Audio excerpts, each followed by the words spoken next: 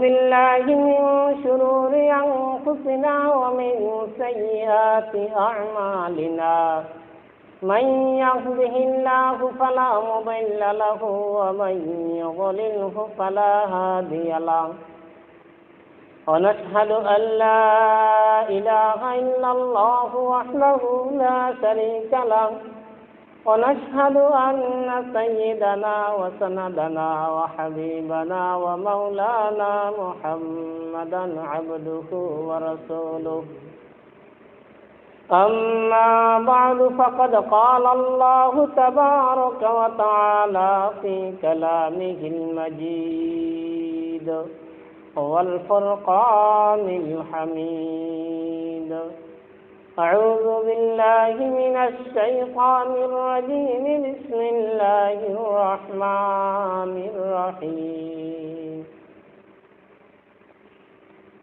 شهر رمضان الذي أنزل فيه القرآن هدى للناس وبينات من الهدى والفرقان وقد قال النبي صلى الله عليه وسلم أفشوا السلام ونور الكلام ويطعم الطعام صلوا بالليل والناس نيام تدخلوا الجنة بسلام إن الله وملائكته يصلون على النبي يا أيها الذين آمنوا صلوا عليه وسلموا تسليما اللهم صل على سيدنا مولانا محمد سيدنا مولانا محمد اللهم صل على سيدنا مولانا محمد وعلى آل سيدنا مولانا محمد بلغ العلا بكماله كشف الدجى بجماله حسنت جميع خصاله صلوا عليه وآله زمهجوني برامد جامع عالم ترحم يا نبي الله ترحم بلغ العلا بكماله كشف الدجى بجماله حسنت جميع خصاله صلوا عليه وآله تعلیم کا زور اتنا تحریر کا شور اتنا برکت جو نہیں ہوتی ہے نیت کی خرابی بلغ العلا بکمالہ کشف الدجى بجمالہ حسنت جميع خصاله صلوا عليه وآله نمی گویم کہ از دنیا جدا باش بہر کارے کے باشی با خدا باش بلغ العلا بکمالہ کشف الدجى بجمالہ حسنت جميع خصاله صلوا عليه وآله ماہ رمضان ذکر تلاوت کا مہینہ احیاء لیالی کے یہ اوقات ثمینہ بلغ العلا بکمالہ کشف الدجى بجمالہ حسنت جميع خصاله صلوا عليه وآله আল্লাহ তাআলার দরবারে লাখো কোটি শুকরিয়া আদায় করছি যিনি আমাদেরকে অত্যন্ত দয়া করে মায়া করে ভালোবেসে মাহে রমাদানের দ্বিতীয় শুক্রবার জুমার নামাজ আদায়ের লক্ষ্যে মসজিদে সমাবেত হওয়ার তৌফিক দান করেছেন। এই জন্য সকলে দিন থেকে শুকর আদায় করি আলহামদুলিল্লাহ। এবং দুরূদ ও সালাম প্রেরণ করছি মানবতার মুক্তির কান্ডারি আকায়ে নাম তাজদার মদিনা সরকার দো আলম আহমদ মুস্তফা মুহাম্মদ মুস্তফা সাল্লাল্লাহু আলাইহি ওয়াসাল্লাম। সম্মানিত উপস্থিতি, আমি কোরআন হাকিমের একটি আয়াতে কারিমা তেলাওয়াত করেছি। আল্লাহর হাবিবের অসংখ্য অগণিত হাদিস থেকে বাইহাকি একটি বিরাট বড় কিতাব, সেই কিতাব থেকে একটি হাদিস পড়েছি। আল্লাহ তাআলা যদি তৌফিক দান করেন, হাদিস এবং আয়াতের আলোকে নির্ধারিত সময়ের ভিতরে কিছু কথা বলবো। মা তৌফিক ইল্লা বিল্লাহ। আল্লাহ তাআলা বলেন, শাহরু রমাদান আল্লাযী উনজিলা ফীহিল কুরআন হুদাল লিন-নাস ওয়া বায়্যিনাতিন মিনাল হুদা ওয়াল ফুরকান। শাহরু রমাদান আল্লাযী উনজিলা ফীহিল কুরআন, রমজানুল মুবারক এমন একটি মাস যে মাসের মধ্যে আমি আল্লাহ কোরআনুল কারীম নামীয় একটি কিতাব নাযিল করেছি। এটা কেন নাযিল করলাম? হুদাল লিন-নাস, এটা লোকদের হেদায়েতের জন্য নাযিল করলাম।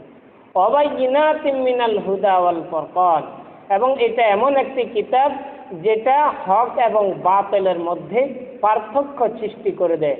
কোনটা করা জায়েজ, কোনটা করা না জায়েজ, কোনটা হালাল, কোনটা হারাম, কোনটা সঠিক, কোনটা বেঠিক, এই সমস্ত দিক নির্দেশনা যে কিতাবে দেয় সেই কিতাবটি হলো কোরআনুল কারীম। এই কিতাবটিকে আমি রমজানুল মুবারক মাসে নাযিল করেছি। সুবহানাল্লাহ। ওয়া বায়্যিনাতিন মিনাল হুদা ওয়াল ফুরকান ফামান শাহিদা মিনকুমুশ শাহরা, সুতরাং তোমাদের জন্য জরুরি হলো যদি তোমরা কেহ এই মাসটি পেয়ে যাও, এই মাসে ফামান শাহিদা মিনকুমুশ শাহরা ফালইয়াসুম, তোমরা এই মাসের মধ্যে রমজানুল মুবারক এই মাসটি যদি পেয়ে যাও, এই মাসে তোমরা রোজা রাখো। শাহরা ফালইয়াসুম ওয়া মান কানা মারিদান আও আলা সাফারিন ইলা আখিরি। আল্লাহ তাআলা বলেন, যদি তোমরা এই মাস পাও, এই মাসে তোমরা রোজা রাখো। রোজা রাখা কাকে বলে? সুবহে সাদিক থেকে নিয়ে সূর্য অস্ত যাওয়া পর্যন্ত যাবতীয় পানাহার থেকে বিরত থাকা এবং স্ত্রী সহবাস থেকে বিরত থাকা। রমজান শব্দের অর্থ কি? রমজান শব্দের অর্থ হলো জ্বালিয়ে দেওয়া, পুড়িয়ে দেওয়া। কোন জিনিসকে জ্বালিয়ে দেয় রমজান? মানুষের গুনাহ সমূহকে রমজানে জ্বালিয়ে দেয়। সুবহানাল্লাহ। যেই নাকি একমাত্র আল্লাহ তাআলার রাজি খুশির জন্য, একমাত্র আল্লাহ তাআলার রেজামন্দের জন্য রোজা রাখে, তার জীবনের সমস্ত গুনাহগুলোকে রমজানে জ্বালিয়ে দেয়। সুবহানাল্লাহ। রমজান লিখতে 5টি শব্দ, 5টি অক্ষর, 5টি বর্ণ, র, মিম, ওয়াদ, আলিফ, নুন। এই 5টি বর্ণের 5টি দাবি রয়েছে।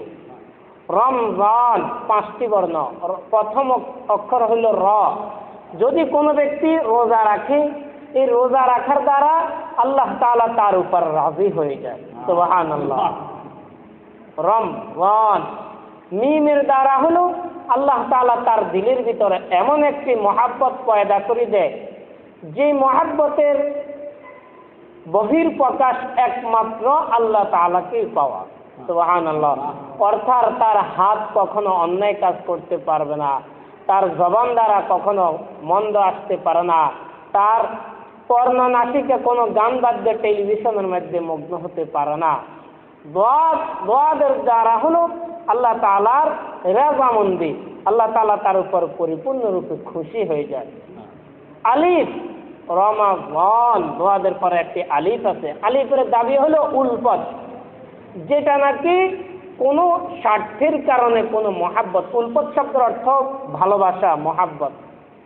তবে মিম দ্বারা যে মহাব্বত, উলফত দ্বারা সেই মহাব্বত না। মিম দ্বারা যে মহাব্বত সেটা হলো আল্লাহ তাআলা নৈকট্যতা লাভ করে একটা মাধ্যমের বিনিময়। যেমন রোজা রাখার কারণে আল্লাহ তাআলা তাকে মহাব্বত করলো।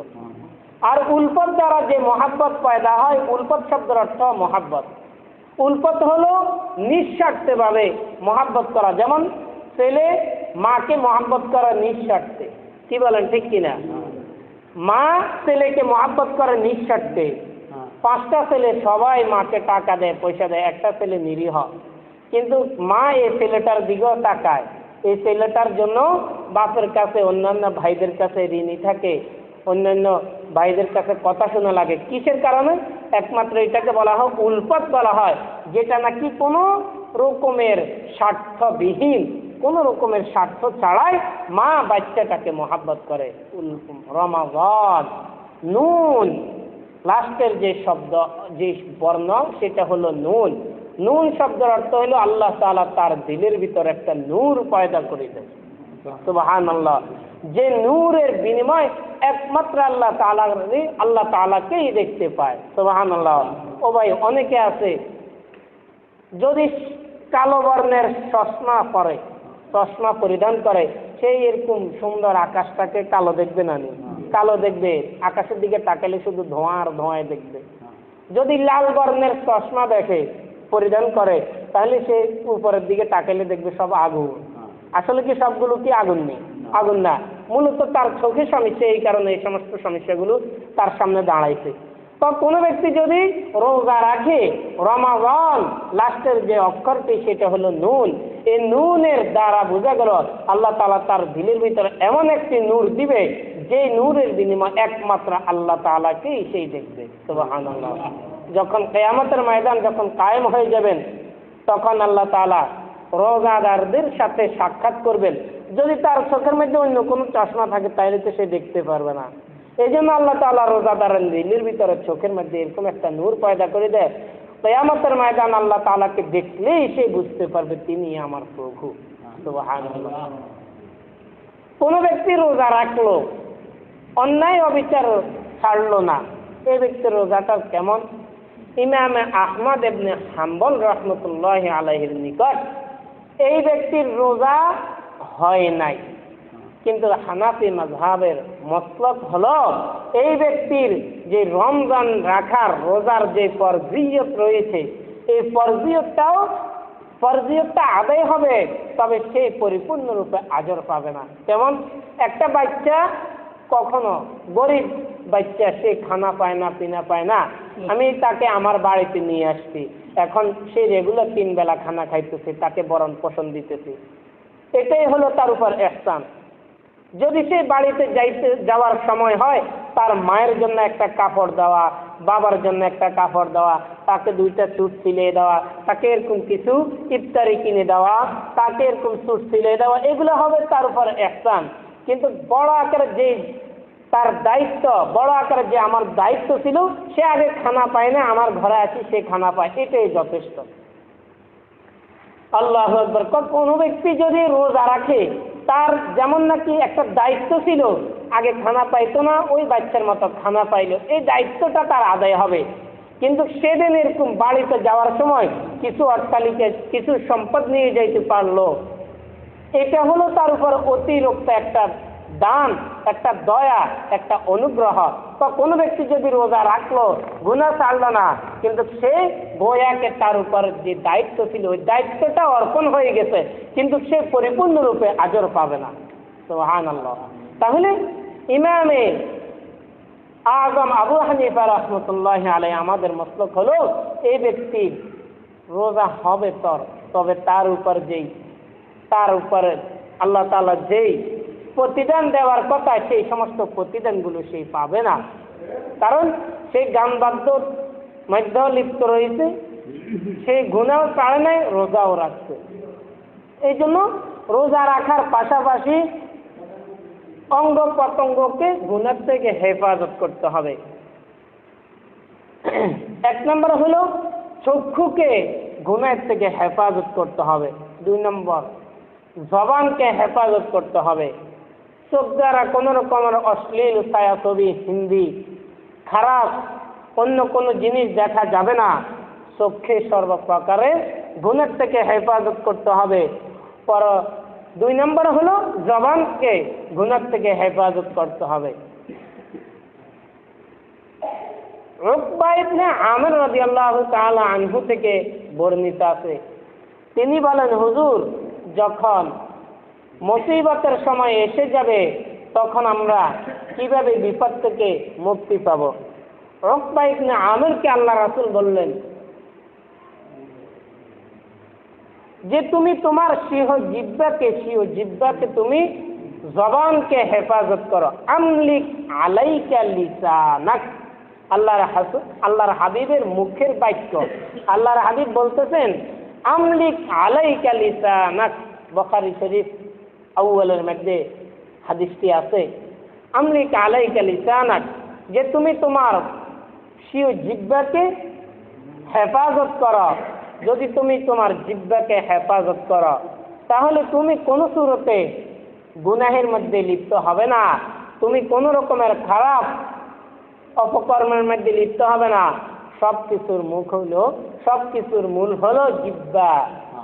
এই জন্য মুফিদুত তালিবিন একটা কিতাব আছে, কিতাবের মধ্যে আসছে ইন্নাল বালাআ মুআক্কালুম বিল মানতিক, যে দুনিয়ার বুকে যত রকমের অঘটন ঘটে, ইন্নাল বালাআ সমস্ত অন্যায় অবিচার, মুআক্কালুন এগুলা নির্ভর করে বিল মানতিক কথা বলার মাধ্যমে।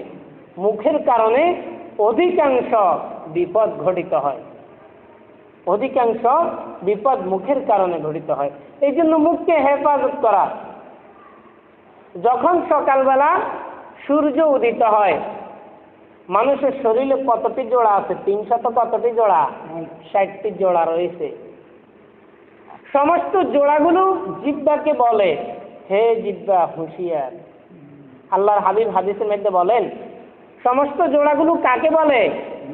জিহ্বাকে বলে, হে জিহ্বা হুঁশিয়ার, তুমি যদি সঠিক পথে চলো আমরা সঠিক পথে চলবো, তুমি যদি অন্যায় পথে চলো আমরা অন্যায় পথে চলবো। তুমি একজনের কারণে আমরা 359টি জোড়া কষ্ট পাই, তুমি অন্যায় করার কারণে আমরা 359টি জোড়া মাইর খাওয়া লাগবে। সুতরাং তুমি একটু অন্যায় অবিচার থেকে বেঁচে থাকো। রমজান মাসে শেষ রাত্রে আল্লাহ তাআলা নির্ধারিত কিছু ফেরেশতাকে জমিনের মধ্যে পাঠাই দেন। এই ফেরেশতারা রমজান মাসে সমস্ত রোজাদারদেরকে বলে, রমজান মাসে সমস্ত জমিনের মুসল্লিদেরকে, মুমিন মুসলমানদেরকে বলতে থাকে, হে মুসলমানরা, অন্যায় অবিচার অনেক করেছ, একটু ক্ষান্ত হও। অন্যায় অবিচার অনেক করেছ, একটু ক্ষান্ত হও। গান বাদ্য অনেক শুনেছ, একটু ক্ষান্ত হও। গান বাদ্য অশ্লীল গুনাহের মধ্যে অনেক লিপ্ত ছিলে, একটু দয়া করি একটু থামো, একটু থামো, একটু থামো। কারণ এই মাসে যে আল্লাহ তাআলার কাছ থেকে কিছু চাই নিতে পারবে না, তার 11 মাসটি দুঃখে দুঃখে যাবে, কষ্ট ক্লেশের মাধ্যমে যাবে। এই জন্য আবার আরেক দল ফেরেশতা বলতে থাকে, হে আল্লাহ তাআলার নেককার বান্দারা, একটু তাড়াতাড়ি উঠো, সেহরি খেয়ে নাও, আর কিছু তাহাজ্জুদ নামাজ পড়ো, আর আল্লাহ তাআলার কাছে গুনাহ মাফের জন্য দোয়া করো। তাহলে কয় দল ফেরেশতা আসে ভাই? সবাই যদি ঘুম যায় তো কাকে বললাম? কয় দল ফেরেশতা আসে? 2 দল ফেরেশতা। একদল ফেরেশতা বলতে থাকে, হে গুনাহগাররা, একটু গুনাহ বন্ধ করো, পাপাচার বন্ধ করো, অন্যায় অবিচার বন্ধ করো। আরেক দল ফেরেশতা আসে, হে আল্লাহ তাআলার খাস বান্দারা, একটু উঠো, একটু আগে ভাগে উঠো। যেরকম হুজুররা বলা, ফেরেশতাগুলোকে হুজুররা এখন মাইকে বলা, আলহামদুলিল্লাহ কত সুযোগ। এই সুযোগ যদি হারিয়ে ফেলি তাহলে তো বিপদ। একটু তাড়াতাড়ি উঠেন, সেহরি খাওয়ার সময় হয়েছে, সেহরি খেয়ে নেন, পাশাপাশি কয়েক রাকাত তাহাজ্জুদ নামাজ পড়েন। আল্লাহর হাবিব এক হাদিসের মধ্যে ইরশাদ করেন, তা আমার উম্মতের জন্য তাহাজ্জুদ নামাজকে ফরজ করে দেওয়া হইতো, শুধু কেন আমার উম্মতের জন্য কষ্টকর হয়ে যাবে, এই জন্য তাহাজ্জুদকে ফরজ করা হয় নাই। আল্লাহ তাআলা সূরা বনী ইসরাঈলের মধ্যে বলেন, ওয়া মিনাল লাইলি ফাতাহাজ্জাদ বিহি নাফিলাতাল লাক আসা আন ইয়াবআসাকা রাব্বুকা মাকামাম মাহমুদা। যে আল্লাহর হাবিবের উপর তাহাজ্জুদ নামাজটা ফরজ ছিল। আল্লাহর হাবিব প্রত্যেকটা রাত্রে 8 রাকাত করে তাহাজ্জুদ নামাজ পড়তেন। কয় রাকাত করে তাহাজ্জুদ পড়তেন? 20 রাকাত করে তারাবি নামাজ পড়তেন। কয় রাকাত করে তারাবি নামাজ পড়তেন? 20 রাকাত করে তারাবি নামাজ পড়তেন। 8 রাকাত তারাবি পড়তেন, 8 রাকাত তাহাজ্জুদ নামাজ পড়তেন। তাহলে দ্বিতীয় দল ফেরেশতা আসি বলে, হে আল্লাহ তাআলার খাঁটি বান্দারা উঠো, তাহাজ্জুদ নামাজ পড়ো, সেহরি খাওয়ার সময় হয়েছে। তোমরা তাহাজ্জুদ নামাজ পড়ে আল্লাহ তাআলার কাছ থেকে ক্ষমা চেয়ে নাও। গত শুক্রবার আমি একটি হাদিস পড়েছি, আল্লাহর হাবিব বলেন আল্লাহ তাআলা জান্নাতের মধ্যে এমন কিছু কুঠুরি, এমন কিছু বালাখানা তৈরি করেছি, আমরা খেয়াল করে শুনবো ইনশাআল্লাহ মুস্তান। এমন কিছু বালাখানা তৈরি করেছি, অনেক সময় দেখা যায় যারা বড় বড় অট্টালিকা বানায়, যাদের অর্ডার দিয়ে 6 তলা 5 তলা বিল্ডিং বানায়, তারা একটা ড্রয়িং রুম রাখে, মেহমান খানা রাখে খুব সুন্দর করে, পাশে এরকম মাছের একটা আড়ত রাখে, ফুল বাগান রাখে, অনেক সৌন্দর্য করে সাজায়। আচ্ছা বলেন, এই রুমটা আর অন্য রুমটা কি বেশ কম আছে নাকি ভাই? আছে। আল্লাহর হাবিব বলেন, বাইহাকি শরীফের মধ্যে হাদিসটি আছে, আল্লাহর হাবিব বলেন আল্লাহ তাআলা জান্নাতের মধ্যে এমন কিছু কুঠুরি, এমন কিছু বালাখানা তৈরি করে রেখেছেন, যেই বালাখানাগুলোর ভিতর দিক থেকে বাহিরের অংশ দেখা যায়, বাহির দিক থেকে ভিতরের অংশ দেখা যায়। যেমন আমরা চৌমুহানি যাইলে, ফেনীতে যাইলে, ঢাকা যাইলে, মাইজদিতে যাইলে এমন এমন কিছু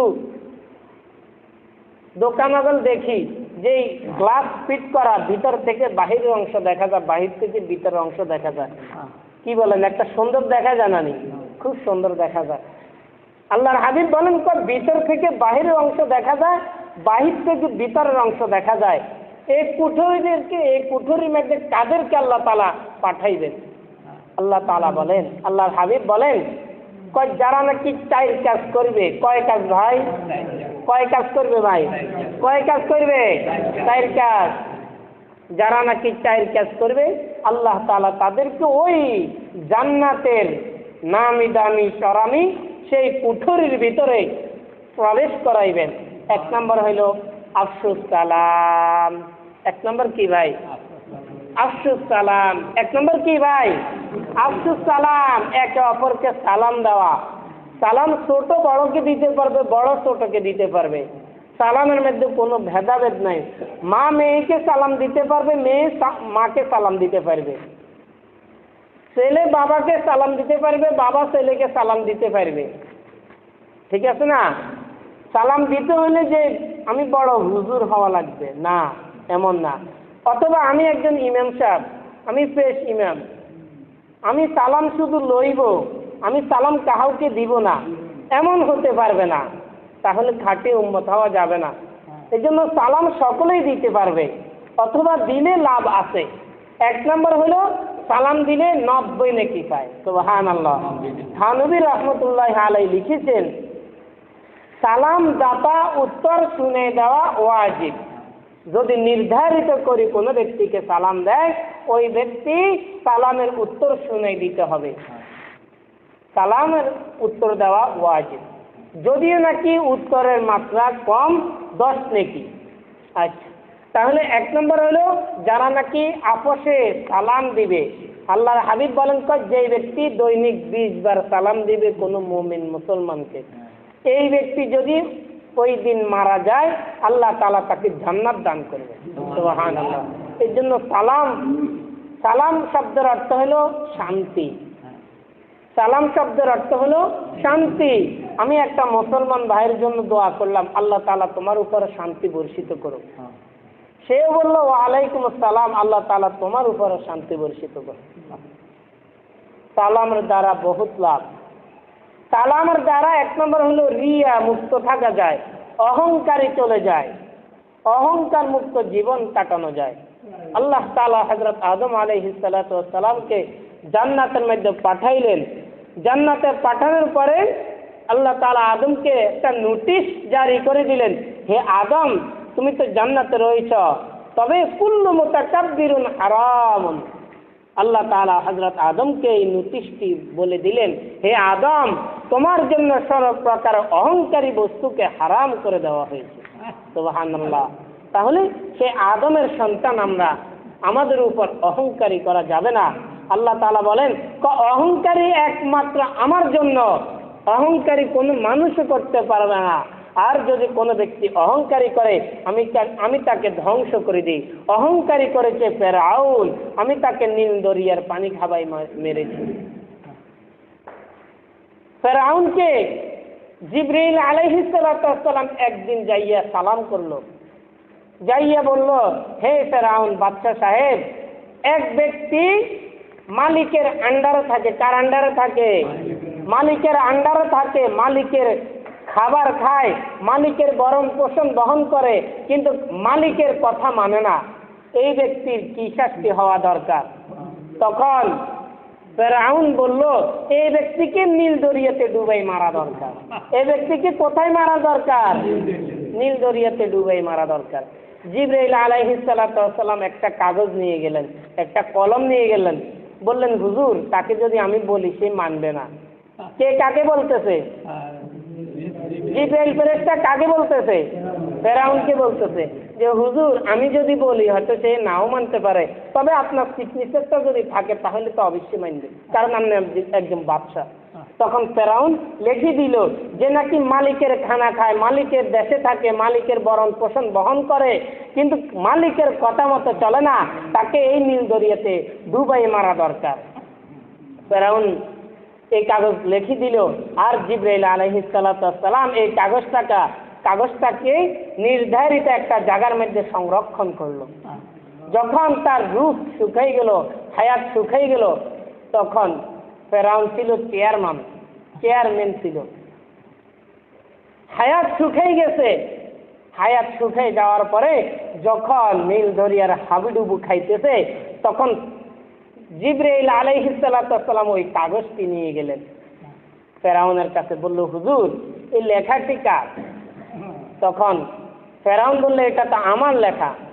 তখন জিবরাইল ফেরেশতা বললেন যে তুমি আল্লাহ তাআলার জমিনে থাকিয়া আল্লাহ তাআলার সবকিছু বহন করিয়া আল্লাহ তাআলার কথা মানো না, তোমার কথা হিসাবে তোমাকে নীল দরিয়াতে ডুবাই মারা হইল। তার নাম ছিল ফেরাউন, কত বড় বাদশা ছিল। আর চেয়ারম্যান, চেয়ার অর্থ চেয়ার, ম্যান অর্থ মানুষ। কোথায় রইল চেয়ার, কোথায় চলে গেল ম্যান? মানুষ চলে গেল নীল দরিয়াতে, চেয়ার রয়ে গেল বাসভবন। ঠিক না ভাই? এই জন্য ভাইরা আমার, এই জন্য সেই অহংকারী করেছে। আমরা পূর্বের আলোচনায় ফিরে যাই, সেই কিসের কারণে এরকম ধ্বংস হয়েছে? অহংকারীর কারণে। মানুষ যখন দুষ্টামি করে, শয়তানি করে, তখন তাকে আমরা বলি, কিন্তু তোর শয়তানে ভাইছেনি। শয়তানিত্ব এই বস্তু, এই সার্টিফিকেট, এই ডকুমেন্ট কিসের কারণে পাইছে? একমাত্র অহংকারের কারণে। কিসের কারণে? অহংকার করার কারণে, রিয়া করার কারণে, অহংকারের কারণে। সে কি অহংকার করেছে? আদম আলাইহিস সালামকে সিজদা করার জন্য বলেছে, আদম আলাইহিস সালামকে সিজদা করলো না, বরং তার যুক্তি দেখাইলো। এই জন্য ইসলাম কোনো যুক্তির গোলাম না।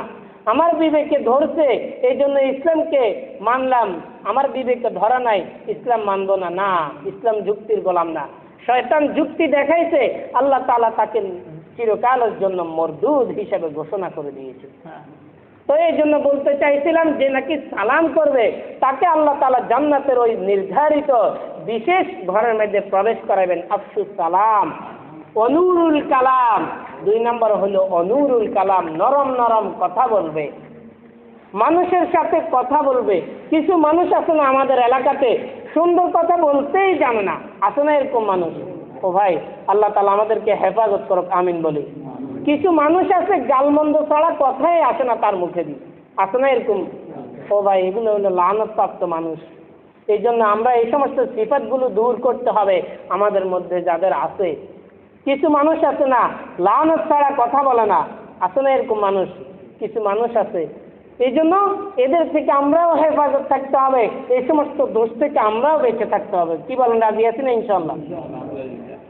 2 নম্বর হলো অনুরুল কালাম, যারা নাকি মানুষের সাথে সুন্দর আচরণ করবে, নরম নরম কথা বলবে, খারাপ কথা বলবে না, সুন্দরভাবে কথা বলবে। রাগ এসে যাবে, রাগকে হজম করবে। এই জন্য এক হাদিসের মধ্যে আল্লাহর হাবিব বলেন, আশাদ্দুন নাসি আযাবান ইনদাল্লাহিল মুসাব্বিরুন লাইসা আশ-শাদীদু বিস-সুরআতি ইন্নামা আশ-শাদীদুল্লাযী ইয়ামলিকু নাফসাহু ইনদাল গাযাব ওই ব্যক্তি বীর নয় যে লোকদেরকে বলণ্ডিত করে, বরং বীর ওই ব্যক্তি যে ক্রোধের সময় নিজকে নিয়ন্ত্রণ করতে পারে। সুবহানাল্লাহ। রাগ এসে গেছে এই জন্য একটা কিছু ঘটাই ফেলবো না, ভাই এ ব্যক্তি বীর নয়, এ ব্যক্তি কি না। এই জন্য রাগ আসে শয়তানি ওয়াসওয়াসা থেকে। রাগ আসে কোথায় থেকে? কথা বলেন, রাগ আসে কোথায় থেকে? শয়তানের ওয়াসওয়াসা থেকে। এই জন্য যখন কোনো মানুষ রাগই দেখা যাবে তখন বুঝতে হবে তার ভিতরে শয়তান সাওয়ার হয়ে গেছে। এই জন্য তার থেকে দূরে সরতে হবে। আর না আমার কাছেও এরকম শয়তান সাওয়ার হবে। এই জন্য একজন যদি গরম হয় দেখা যায় দুইজন গরম হয়, দুইজন গরম হইলে দেখা যায় তিনজন গরম হয়, সেইখানে হয়তো মারপিটের একটা সুব্যবস্থা হয়ে যায়। নাউযুবিল্লাহ। তাহলে এই জন্য যখন আল্লাহর হাবিব বলেন যখন তোমার দাঁড়ানো অবস্থায় রাগ এসে যায় তুমি বসে যাও, বসা অবস্থায় রাগ এসে গেলে শুয়ে যাও, তোমার রাগ ক্রমাগতভাবে কমতে থাকবে। এখন তো আমরা বোর্ডে থাকলে দাঁড়াই যাই, দাঁড়াই থাকলে আর ক্লাপ মারে। আল্লাহু আকবার। আল্লাহ আমাদেরকে এরকম রাগ থেকে হেফাজত করে। আমিন বলি। একটু কষ্ট হয় নাকি আমিন বলতে? কি ভাই, আল্লাহ যদি কবুল করি এলা, হ্যাঁ আমিন বলি আর আবার আমিন। আচ্ছা যা হোক, তাহলে রাগকে নিয়ন্ত্রণ করতে হবে। আল্লাহর হাবিব বলেন আসাদুন নাসি লাইসা শাদীদু বিসরাতি ইন্নামা শাদীদুল্লাযী ইয়ামলিকু নাফসাহু ইনদাল গযব। ওই ব্যক্তি বীর নয় যে লোকদেরকে বুলণ্ডিত করে, বরং বীর ওই ব্যক্তি যে ক্রোধের সময় নিজের রাগকে নিয়ন্ত্রণ করতে পারে। এই জন্য রাগে বলি, এরকম চরমতুয়া মাদ্রাসার এক লোক রাগের সাথে স্ত্রীরে তালাক দিয়ে ফেলছে। স্ত্রীরে কি দিয়ে ফেলছে? 63 বছর বেটার বয়স, ওই মুরব্বীর বয়স 63 বছর বয়স। হুজুরগো সকলের সাথে একটা মাফিক আছে, আসে মাদ্রাসা আসে, আপ ডাউন করে, রাগের চোটে স্ত্রীরে তালাক দিয়ে ফেলছে। এখন সেই হুজুরগোরা আসি বলতেছে হুজুর 63 বছরের আইস মিঠাই ফেলছি, কারণ এমনি এমনি স্ত্রীর তালাক দিয়ে ফেলছি। এখন কিছুক্ষণ পরে চিন্তা আসলো, এখন কাইনতে আছে, না আমি আমার স্ত্রীরে তালাক দিই নাই, আমি আমার স্ত্রীরে তালাক দিই নাই। অল্প কয়েকদিনের ভিতরে এক অঙ্গ হানি হয়ে গেছে, প্যারালাইসিস হয়ে গেছে। এই জন্য ভাইরা আমার, রাগের চোটে যে সমস্ত কাজ করব এই সমস্ত কাজ কিন্তু ঠিক না, এই সমস্ত কাজ কিন্তু ঠিক না। রাগের সাথে जोश के साथ हुश भी रखना चाहिए। কিতাব ওয়ালারা বলেন জোশের সাথে হুঁশও থাকা দরকার। জোশের সাথে স্ত্রীর মা বলে ফেলছ, না এমন হলে চলবে না, হুঁশও থাকা দরকার। কিরে আমি কি বলতেছি, কিরে আমি কি বলতেছি, ও ভাই আমি কথাগুলো বলতেছি এগুলো আমার বাপের ঘরের কথা না, এগুলো কিতাবের কথা, এগুলো আমার কোনো বানানোর কোনো শক্তি নাই, এগুলো কিতাবের কথা। এই জন্য কেউ এদেরকে মাইন্ডের দিকে নেবেন না, এগুলোর নিজের আয়ত্তে আনার জন্য চেষ্টা করুন। আচ্ছা, আল্লাহর হাবিব বলেন লাইসা শাদীদু বিসরাতি ইন্নামা শাদীদুল্লাযী ইয়ামলিকু নাফসাহু ইনদাল গযব। ওই ব্যক্তি বীর নয় যে লোকদেরকে বুলণ্ডিত করে, বরং বীর হলো ওই ব্যক্তি যে ক্রোধের সময় নিজকে নিয়ন্ত্রণ করতে পারে। তৃতীয় নম্বর হলো ওয়ানুরুল কালাম ওয়া ইউতঈমুত তাআম। তাহলে যাদেরকে আল্লাহ তাআলা জান্নাতের বিশেষ রুমের ভিতরে দাখিল করাবেন তারা কয় দল লোক বলছিলাম? 4 দল লোক। কয় দল? 4 দল। 1 নম্বর হলো যারা নাকি সালাম করবে, একে অপরকে সালাম দিবে, মোবাইল আসার সাথে সাথে হেলো না বলে আসসালামু আলাইকুম বলি, মোবাইল আসার সাথে সাথে আসসালামু আলাইকুম বলবো, ঠিক আছে না? ঘরে ঢুকার সাথে সাথে আসসালামু আলাইকুম বলবো। হাদিসে পাকের মধ্যে আছে তো ঘরের মধ্যে তোমার কেউ নেই, শুধু বিবি আছে, তুমি বিবিকে সালাম করছো, বিবি সালাম লইছে, দুজন হাসি দিয়েছে, আল্লাহ তাআলা বলেন তা আমি খুশি হই, এদের মধ্যে 3 নম্বর আমি খোদা হাসি দিয়ে তাদের উপর রহমত বর্ষিত করে দিই। সুবহানাল্লাহ। তাহলে বিবিরও সালাম দেওয়া যাবে। আপনি মনে করতেছেন বিবি তো আমার ছোট, সে মহিলা, তাকে সালাম দিলে কি লাভ? আল্লাহ তাআলা বলে দুজন সালাম একে অপরকে সালাম দিছ, আমি আল্লাহ খুশি হয়ে তোমাদের উপর রহমত বর্ষিত করে দিলাম। সুবহানাল্লাহ। এই জন্য তোমার সাথে যার সাথে শত্রুতামি বেশি তুমি তাকে বেশি বেশি সালাম দাও। 1 দিন দিছ, 2 দিন দিছ, দিতে দিতে এক সময় সে তোমার বন্ধু হয়ে যাবে। সুবহানাল্লাহ। এই জন্য সালামের পাশাপাশি 2 নম্বর হলো অনুরুল কালাম, 2 নম্বর হলো অনুরুল কালাম, নরম নরম কথা বলবো। ওয়ায়ুতঈমুত তাআম, 3 নম্বর কি ভাই? ওয়ায়ুতঈমুত তাআম, 3 নম্বর হলো লোকদেরকে খানা খাওয়ানো। মানুষে একে অপরের সাথে বন্ধুত্ব করে টাকা দিয়ে, পয়সা দিয়ে, অর্থ দিয়ে, করে দিয়ে। এই জন্য কিতাবের মধ্যে লিখেছে সবচেয়ে বড় বন্ধুত্ব যেটাই হয় সেটা হলো খানা খাওয়ানোর মাধ্যমে। এক কাপ চা খাওয়ালে যে খুশি হবে সে 5 টাকা পাইলে খুশি হবে না।